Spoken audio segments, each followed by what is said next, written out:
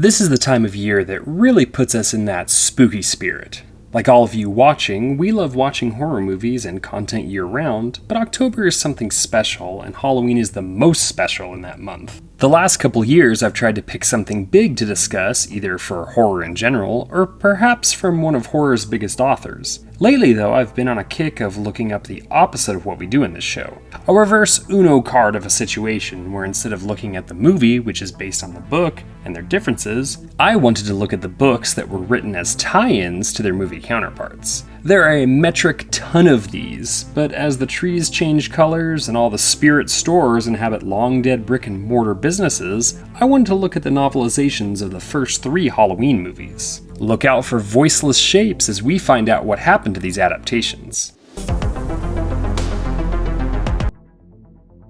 As I said in the opening, this was, and still is, a common practice. One of my favorite authors, and one that is fairly prolific, is Alan Dean Foster, at least in this type of thing. Not only has he had a long list of standalone novels, but Foster is also one of the undisputed kings of the media tie-in. He wrote books based on Star Trek, from the animated TV series to the original movie, and the newer Abrams set of movies. He dabbled in other major space fan base with books based on the Star Wars movies, and stayed in space while dipping his toe into horror with his novelizations of Alien, Aliens, Alien 3, and even Covenant. He is particularly relevant to today's topic because he also wrote 3 books based on John Carpenter properties. While he didn't do Halloween, he did do Starman, Dark Star, and my favorite, The Thing. What's great about these books and makes them so different is that they're based on the screenplay and not the final product. Today's novelizations were written by Curtis Richards, a nom de plume for Richard Curtis, for the first movie, and Jack Martin, which was a pseudonym for author Dennis Etchison for the other 2. Man, did these guys not really want to be associated with these books, or what? And these books, by the way, are now highly collectible, and even though the original did get a reprint recently, the other 2 did not, and if you want to seek out all of them, that's wonderful. If not, they're all available online for you to check out, as the original authors and even companies aren't exactly seeing any of the money that these books go for, and it's kind of a lot. Dennis Etchison passed in 2019, but also wrote the novelization of The Fog, and was asked by Carpenter to write a script for Halloween 4, but the Akkad family rejected it. Would have been an interesting thought though, as it focused on Lindsay and Tommy, but it was never to be. His final novelization would be for Videodrome, and I recommend you check that out and The Fog. On to the movies and their books. Halloween is the gold standard and will never be topped both for slashers and inside its own series. It follows the night he came home, and broadly, it's the story of Michael Myers, years after killing his sister on Halloween night, escaping the mental hospital that he was in and coming back home. He ends up stalking Laurie Strode and her friends and kills all of them, with the survivors being Laurie, Tommy and Lindsay, and Michael's Dr. Loomis, who wants him locked up forever. What was living behind that boy's eyes was purely and simply evil.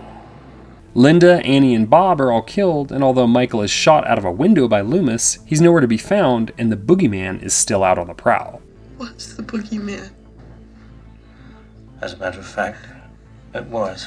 This book is short compared to standard novels at only 166 pages, but not so short compared to these movie tie-ins of the time that were akin to the giallo or yellow paperbacks in Italy that the genre of horror takes its name from, or even the dime store western paperbacks available for purchase at literally every gas station in America at one time. Those 166 pages, though, do their best to be different, and of the 3, Halloween has the most to offer in terms of those differences. I'm looking forward to going over it and have no intention of having restraints on spoilers, so if you want to experience it for yourself first, pause, read them, and then come on back. First, there's the minor differences. Names are changed here and there, with Laurie's dad being named Chester instead of Mason, Judith's boyfriend actually having a name in Danny, and some of their last names and street names are changed too. Finally, in a cool touch, when Tommy sees Michael taking Annie's body, it's Creature from the Black Lagoon that's playing on the TV instead of The Thing from Another World. Carpenter would of course go on to remake The Thing, but he was supposed to remake Creature at some point too.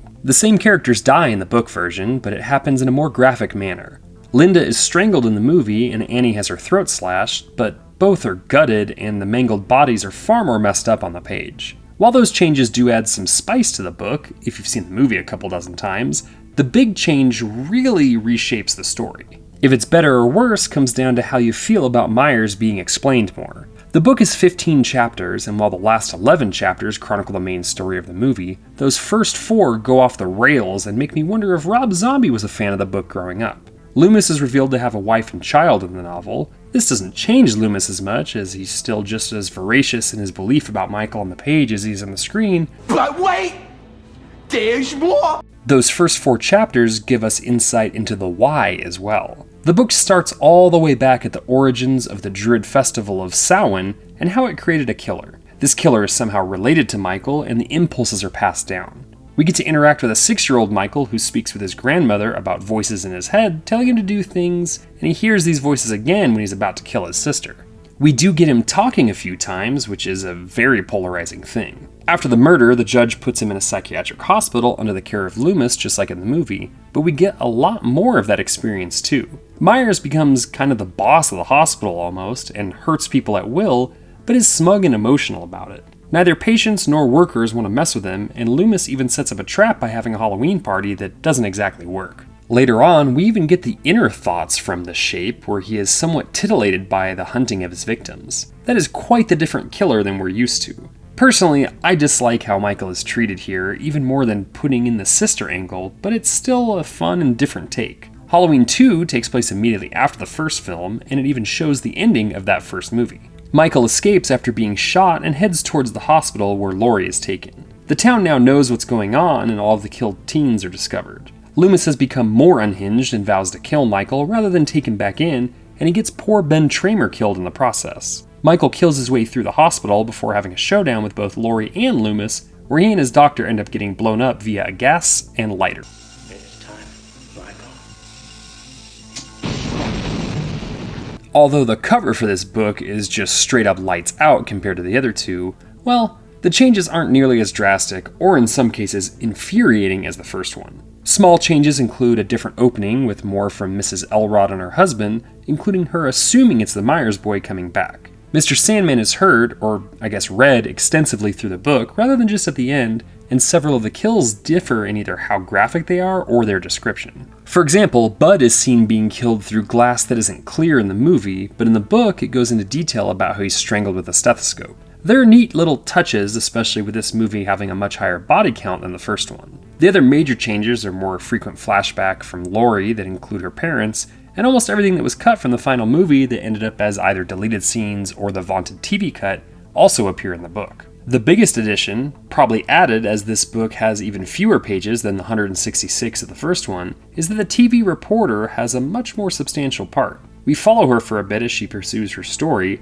and she inadvertently drives Michael towards the hospital in her trunk before he kills her. Overall, a quick and fun read, though not as different as its predecessor. Halloween 3 Season of the Witch is now rightfully seen as one of the best films in the series and of the decade in general. It follows Dr. Dan Chalice and a young woman named Ellie who are on the hunt to Santa Mira to figure out why her father was killed. It turns out an old warlock named Cochrane is using Stonehenge and magic to play a dastardly trick on most of the population and activate masks that kids will wear on the holiday that will get them killed and anyone around them. Chalice is able to shut down the factory and kill Cochrane, but loses Ellie and may lose the ultimate battle. This has the fewest differences of the three, but is nonetheless a fun experience. The speech that Cochrane makes to Dan when he thinks he's won in the movie is an all-timer that I watch every year even if I don't watch the full movie, and it's different and less compelling in the book. Ellie is turned into a robot in both book and film, but she's also toned down to almost a toddler in the book and almost kills herself in the process. Some other minor things, like the robot's blood being white like the alien androids in the book, and yellow in the movie, as well as the old woman playing solitaire rather than knitting. There are two final bits that are actually better in the book. They are the death of Buddy and his family, where it goes into much more horrifying detail and has more horrible creatures emerging, as well as the ending in general. Little Buddy's eyes go big and fully red, and an enormous spider comes out and kills his mom. The entire room is filled with carnage and other dimensional creatures. Finally, while we don't know the extent of the event on Halloween night, it's still far worse than the movie's ambiguity. The movie may end with the final channel going dark, but it cuts out before we see and we'll never really know. The book has the sad act of Dan calling his house to try to save his family, but also hearing the screams begin to arise from all over the country. Stop it! Stop it! All three of these are fun, and I would recommend really any movie tie-in if you like the movie enough. Heck, the one for Halloween Ends actually makes the story good. Other avenues to seek out are the YouTube channel Audiobooks for the Damned, which found many of these tie-ins and makes them into audiobooks. But also seek out the PDFs online if the physical copies are too rich for your blood. Oh, and happy Halloween. I guess everyone's entitled to one good scare, huh?